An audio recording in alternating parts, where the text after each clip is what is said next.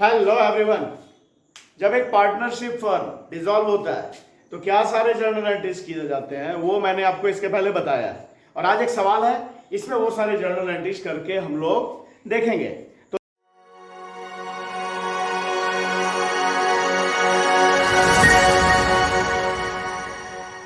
तो देखते हैं पहले सवाल है X and Y are partner sharing profits and losses in the ratio of 3:2। X और Y दो पार्टनर हैं जो प्रॉफिट, एक पार्टनरशिप फर्म है जो प्रॉफिट को और लॉस कैसे बांटते हैं, तो बांटते हैं वो 3:2 में, मतलब उनका प्रॉफिट शेयरिंग रेशियो है 3:2। द बैलेंस शीट ऑन 31 जनवरी 2022। ये बैलेंस शीट 31 जनवरी 2022 को ये है। क्या है बैलेंस शीट में? Sundry creditors 528, reserve 500, bank loan 1000 और वाइज लोन जो पार्टनर है, पार्टनर का भी लोन है 2000 रुपीज। और कैपिटल एक्स का 6000, वाई का 2000। इस तरह कैपिटल टोटल हो गया 8000 और टोटल हो गया 12028। और एसेट साइड में कैश 2363, डेटर्स 1960, स्टॉक 875, इन्वेस्टमेंट 2080 और बिल्डिंग 4750। इस तरह एसेट साइड में भी टोटल हो गया 12028। They decided to dissolve the partnership. X और वाई ने निर्णय लिया कि पार्टनरशिप फर्म को डिसॉल्व कर दिया जाए, समाप्त कर दिया जाए। The assets with the exception of investment realise rupees 6900। Investment को छोड़कर बाकी एसेट से कितना वसूल हुआ है? 6900 रुपए। Investments were taken over by Y at market value rupees 2200 और इन्वेस्टमेंट को Y ने ले लिया मार्केट वैल्यू 2200 रुपए में, 2200 रुपए में, मतलब ठीक है। Who also agreed to discharge the bank loan और Y बैंक लोन को भी चुकाने के लिए तैयार है, बैंक लोन के पेमेंट के लिए भी तैयार है। The expenses of dissolution were rupees 110 है। डिसोल्यूशन का जो खर्च है, रियलाइजेशन का जो खर्च है वो है कितना? 110 रुपया। The creditors were paid rupees 503 in full settlement. Creditor को फुल सेटलमेंट में, पूर्ण भुगतान में 503 रुपए दिए गए। तो हम लोग बनाते हैं जर्नल एंट्री। अच्छा, मैं यहाँ पे जो जर्नल एंट्री बनाऊंगा तो फॉर्मेट में नहीं बना रहा हूँ, पर आपको जब भी जर्नल एंट्री करना है तो फॉर्मेट में करता है। और दूसरी बात, यहाँ पे जर्नल एंट्री के साथ मैं नरेशन नहीं लिख रहा हूँ, लेकिन आपको हर एक जर्नल एंट्रीज के साथ में नरेशन लिखना है, ठीक है। तो सबसे पहले क्या बताया था? रियलाइजेशन के केस में, रियलाइजेशन के कंडीशन में सबसे पहले सारे एसेट्स को रियलाइजेशन अकाउंट में ट्रांसफर किया जाता है, सारे एसेट्स को। लेकिन एसेट साइड में अगर किसी पार्टनर का कैपिटल है या प्रॉफिट एंड लॉस अकाउंट का डेबिट बैलेंस है या डेफर्ड रेवेन्यू एक्सपेंडिचर है या कैश और बैंक, इन सबको रियलाइजेशन अकाउंट में ट्रांसफर नहीं किया जाता है। तो करते हैं पहला एंट्री एसेट्स को रियलाइजेशन अकाउंट में ट्रांसफर करने का। Realisation account debit to cash है, कैश को छोड़ देंगे तो क्या रह गया? डेटर्स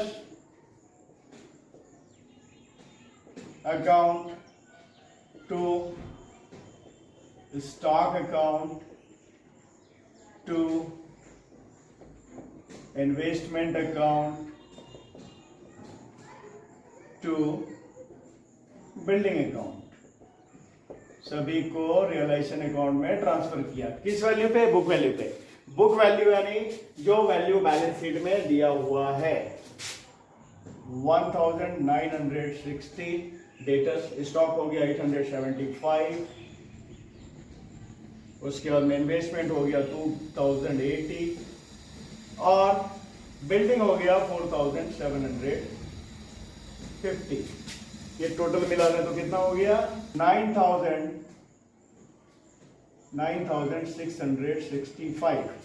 ठीक है। क्या किया? Relation account debit to all assets account, जो भी सारे एसेट्स हैं। कैश को छोड़ दिया क्योंकि कैश को रिलेशन अकाउंट में ट्रांसफर नहीं करते हैं। उसके बाद में नेक्स्ट एंट्री, सारे लायबिलिटीज को रियलाइजेशन अकाउंट में ट्रांसफर करें। सारे लायबिलिटीज यानी आउटसाइड लायबिलिटीज को।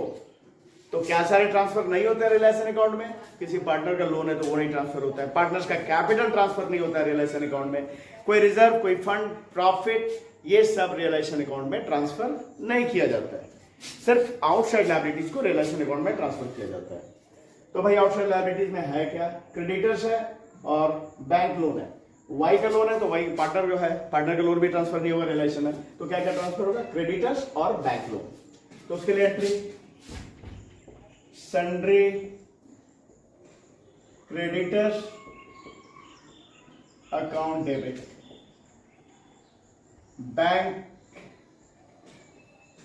Loan account debit to realisation account.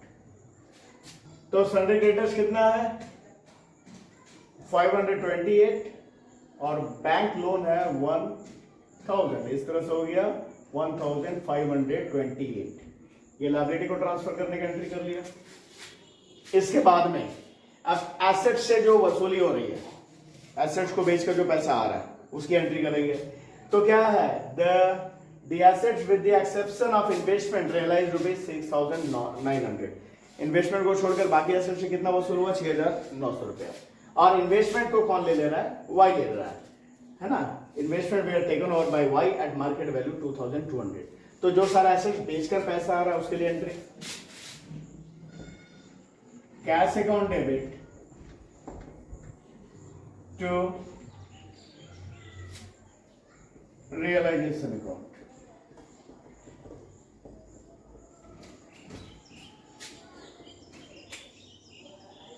कितना 6,900। और इन्वेस्टमेंट को कौन ले रहा है वाई ले रहा है। तब कोई एसेट अगर कोई पार्टनर ले रहा है तो उसके कैपिटल अकाउंट को डेबिट करते हैं और रियलाइजेशन अकाउंट वहां पे क्रेडिट होता है। तो इन्वेस्टमेंट को ले रहा है तो उसके लिए एंट्री क्या करेंगे Y's capital account debit to realisation account. कितने में ले रहा है तो मार्केट वैल्यू पे ले रहा है 2200 में ले रहा है। जितने में वो ले रहा है वो अमाउंट यहां पे लिखेंगे, है ना। ठीक है। और वाई लोन को भी डिस्चार्ज करने का जिम्मेवारी लेता है। तो अब उसके लिए एंट्री क्या करेंगे जब एसेट कोई पार्टनर ले रहा है तो उसके कैपिटल अकाउंट को डेबिट टू रियलाइजेशन। और जब कोई लायबिलिटी कोई पार्टनर ले रहा है तो वहां पे realisation account debit to that partners capital account. कहने का मतलब एसेट ले रहा है तो उसके कैपिटल को डेबिट करेंगे और कोई लायबिलिटी कोई पार्टनर ले रहा है तो उसके कैपिटल को क्रेडिट करेंगे। तो उसके लिए entry realisation account debit to Y's capital account. अच्छा, इन्वेस्टमेंट को तो 2200 रुपए में लिया था तो वो दिखा है। और लायबिलिटी के बारे में कुछ नहीं लिखा है, लायबिलिटी को कितने में लिया तो लायबिलिटी को कितने में लेगा बैंक लोन जितने का है उतने में ही, है ना। तो 1000। ठीक है। इसके बाद में अगला एंट्री क्या है द एक्सपेंसेस ऑफ डिजोल्यूशन ₹110। 110 रुपया डिजोल्यूशन का खर्च है, रियलाइजेशन का खर्च है। उसके लिए entry realisation account debit to cash account 110। ठीक है। इसके बाद अगला entry the creditors were paid ₹503 in full settlement. Creditor को 503 रुपए फुल सेटलमेंट में पेमेंट किया गया। क्रेडिटर था 528 का लेकिन वो तैयार हो गया 503 रुपए पे, उससे 503 रुपए दिए गए। तो उसके लिए एंट्री क्या होगा realisation account debit to cash account. कितना 503। ये हो गया। अब आगे करते हैं, यहां पे कर लेते हैं एंट्री। ये जो जगह की कमी होगी इसलिए मैंने नरेशन नहीं लिखा, है ना। अगर नरेशन लिखा होता तो फिर ये एंट्री के बाद मिटाकर फिर से एंट्री करना होता। जहां पे क्या होता है एक बार मिटा देते हैं तो समझ में कम आता है, इसलिए नरेशन यहाँ पे लिखा नहीं है। अब जो अगला एंट्री होगा रियलाइजेशन का तो सारा काम हो गया, एसेट्स का, एसेट से वसूली का, लायबिलिटी का पेमेंट का सारा काम हो गया। अब क्या करेंगे रियलाइजेशन पे प्रॉफिट हुआ या लॉस हुआ इससे निकालेंगे। अगर और जो भी प्रॉफिट या लॉस होगा उसे पार्टनर्स के बीच उनके प्रॉफिट शेयरिंग रेशियो में बांट दिया जाएगा। तो कैसे निकालेंगे भाई, तो क्या करते हैं एंट्रीज में देखते हैं रियलाइजेशन डेबिट कितना हुआ है। डेबिट कितना हुआ रियलाइजेशन पहले ये देख लेते हैं। तो डेबिट हुआ 9665 और डेबिट किस एंट्री में हुआ है, किस एंट्री में हुआ है, यहां पे हुआ है 1000 और उसके बाद डेबिट का हुआ रियलाइजेशन यहां पे हुआ है 110 और फिर डेबिट कहां पे हुआ है तो 503। इन सभी एंट्रीज में रियलाइजेशन डेबिट हुआ है। तो कितना हो गया 5 5 3 8 6 1 7 और 6 1 7 5 12 10 1 11 11,278 रुपया 11,270 रुपीज 78 रुपीज डेबिट हुआ। अच्छा क्रेडिट कितना हुआ ये देखते हैं। तो भाई क्रेडिट हुआ यहाँ पे 1528 1528 और फिर क्रेडिट कहाँ हुआ है यहाँ पे हुआ है 6900। उसके बाद क्रेडिट कहाँ हुआ है यहाँ पे हुआ है 2200। उसके बाद क्रेडिट नहीं हुआ है तो क्रेडिट इतना हुआ तो 8 2 9 11 5 16 ठीक है फिर 2 6 8 2 10 10,628 रुपया क्रेडिट हुआ। तो अगर डेबिट ज्यादा हुआ रियलाइजेशन तो फिर लॉस। यहाँ पे डेबिट ज्यादा हुआ, अगर क्रेडिट ज्यादा होता तो प्रॉफिट होता है पर यहाँ डेबिट ज्यादा हुआ है तो लॉस हुआ है। तो कितना लॉस हुआ है तो देख लेते हैं। तो 11,278 में 11,278 में 10,628 को डिडक्ट किया तो कितना हो गया 0 5 12 में से 6 गया 650 रुपए का रियलाइजेशन लॉस है। ठीक है तो इसके लिए अब एंट्री करेंगे। तो जब लॉस बांटा जाएगा तो उसके लिए क्या किया जाएगा दोनों पार्टनर के कैपिटल को डेबिट किया जाएगा क्योंकि लॉस से उनके कैपिटल में कमी आएगी। तो उसके लिए क्या किया जाएगा पार्टनर कैपिटल को डेबिट किया जाएगा। क्या क्या नाम है पार्टनर का एक्स तो X capital account debit Y's capital account debit to realisation account. ये लॉस बांटा जा रहा है पार्टनर्स के बीच में। किस रेशियो में बांटेंगे तो प्रॉफिट शेयरिंग रेशियो में बांटेंगे। प्रॉफिट शेयरिंग रेशियो क्या 3:2। तो 650 को 3:2 में मतलब 3/5 एक्स को और 2/5 वाई को। तो 3/5 करें तो 390 और 2/5 करें तो 260। इस तरह से लॉस को बांट दिया गया। ठीक है अब जो बैलेंस शीट के अंदर लायबिलिटी साइड में जिसे रियलाइजेशन अकाउंट में ट्रांसफर नहीं किया गया उससे क्या करना है पार्टनर्स के बीच में बांटना है। जैसे रिजर्व है इसके पहले क्या करते हैं पार्टनर का लोन है इसे भी रियलाइजेशन में ट्रांसफर नहीं किया गया था इस पार्टनर के लोन का पेमेंट करते हैं। तो उसके लिए क्या एंट्री होगा Y's loan account debit to cash account. कितना है लोन उसका भाई 2000 तो लोन का पेमेंट कर दिया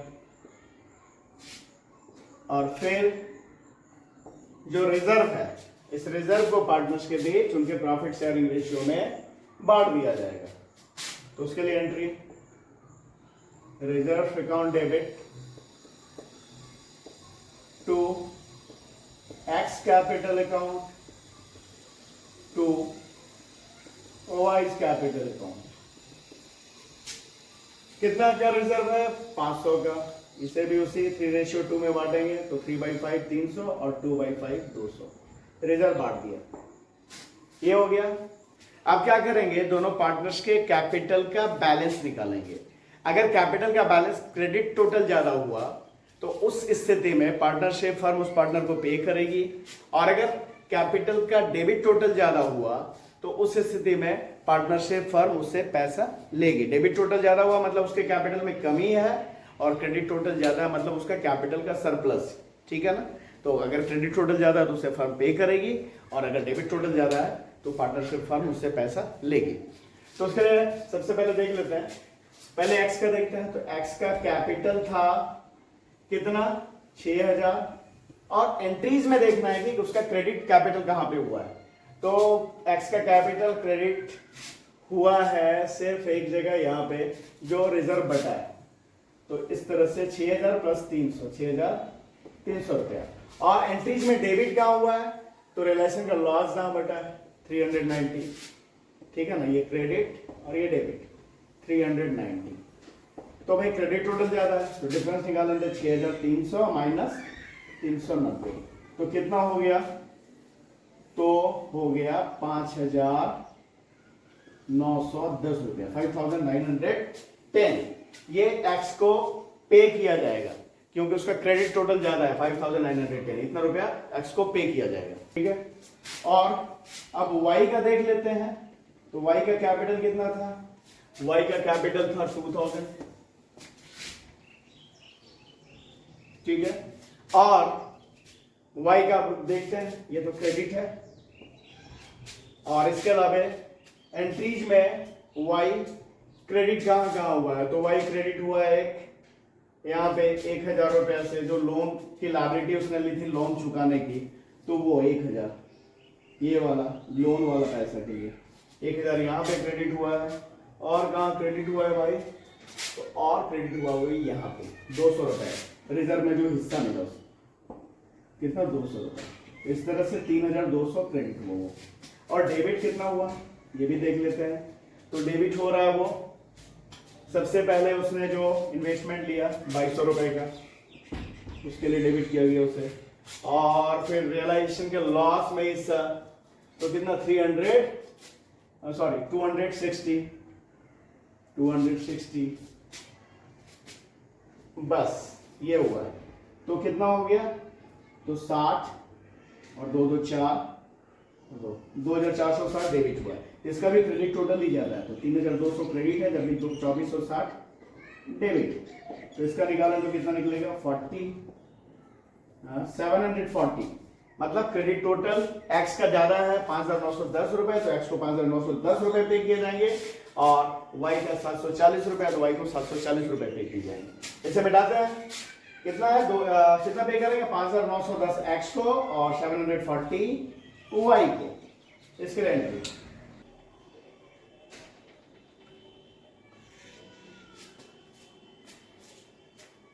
तो एंट्री हो जाएगा एक्स कैपिटल अकाउंट डेबिट